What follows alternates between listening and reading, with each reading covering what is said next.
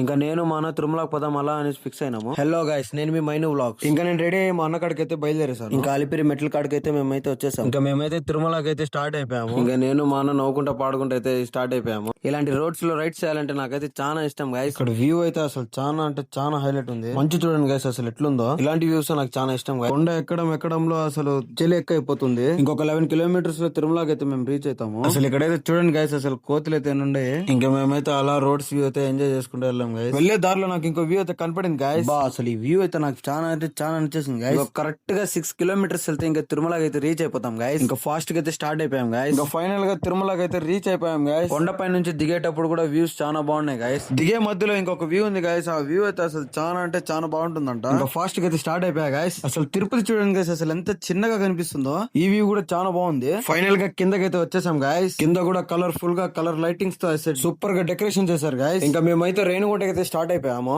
Okay guys bye, మరో clock తో మళ్ళా కలుద్దాం. అలాగే రీల్ కొత్త వాళ్ళు చూస్తే నా పేజ్ అయితే ఫాలో చేసుకోండి గైస్.